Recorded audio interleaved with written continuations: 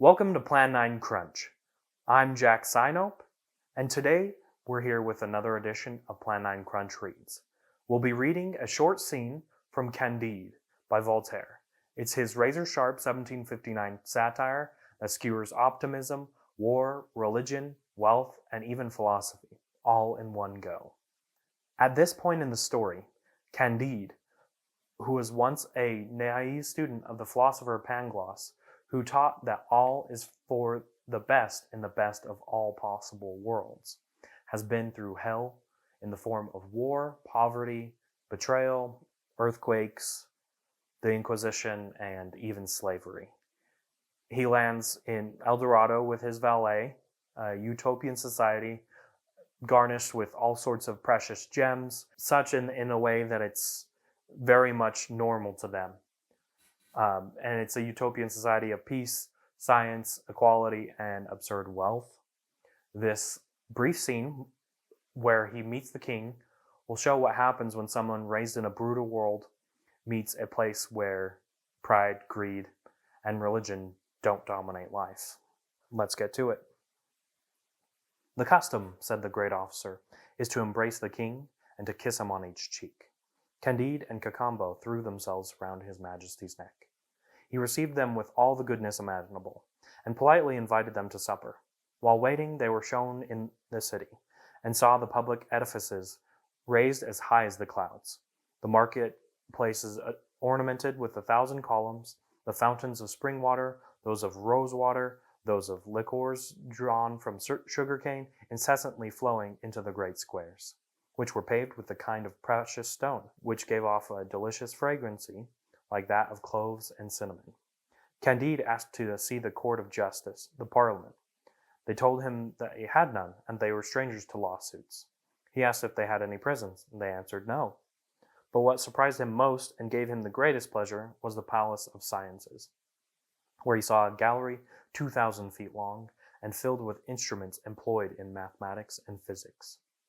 After rambling about the city the whole afternoon and seeing but 1,000th part of it, they were reconducted to the royal palace, where Candide sat down to table with his majesty, his valet Cacambo, and several ladies. Never was there a better entertainment, and never was more wit shown at a table than that which fell from his majesty. Cacambo explained the king's bon mots to Candide, and notwithstanding they were translated, they still appeared to be bon mots.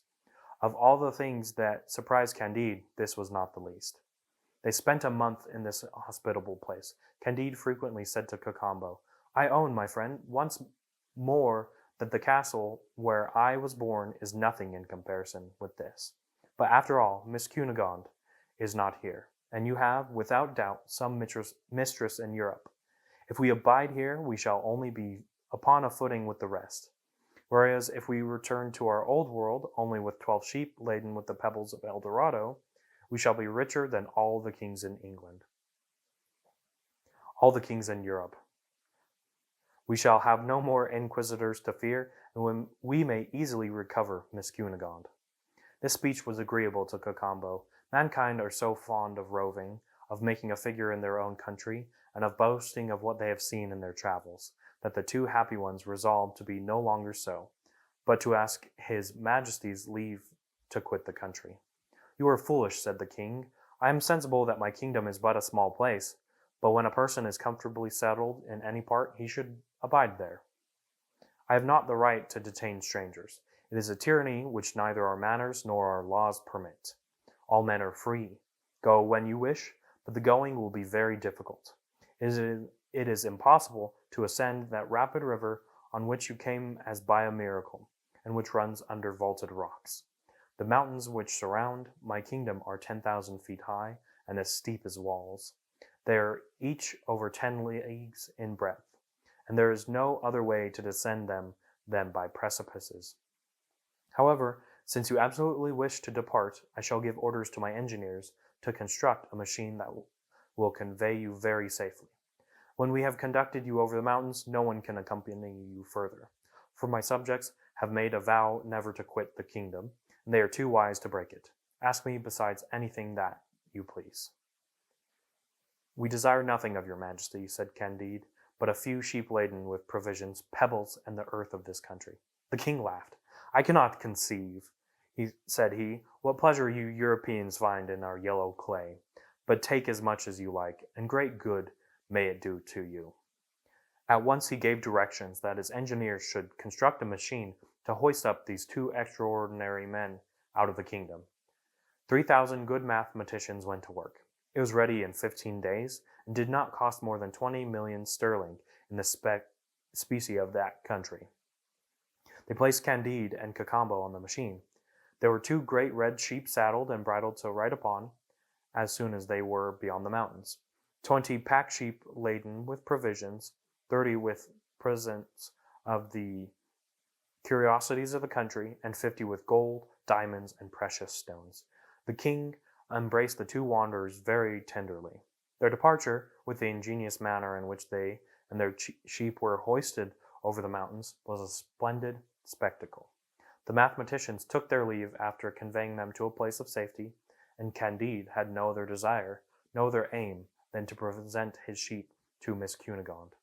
Now, said he, we are able to pay the governor of Buenos Aires if Miss Cunegonde can be ransomed. Let us journey towards Cayenne.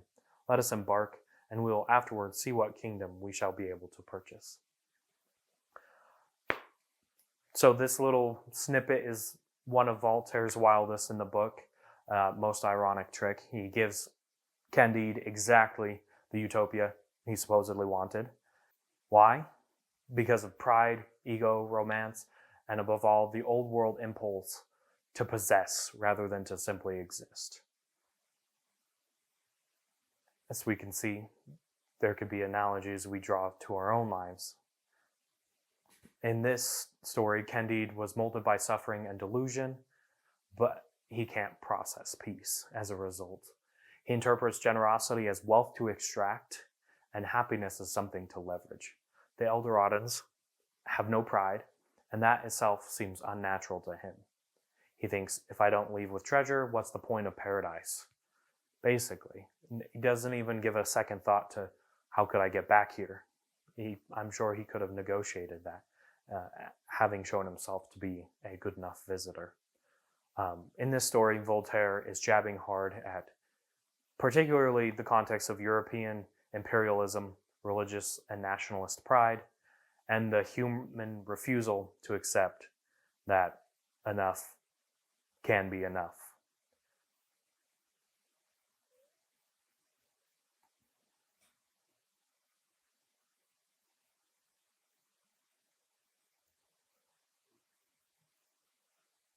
I hope you choose to read this novel yourself and get to see all of the experiences that Candide has, and maybe even what parallels it can have in your own life.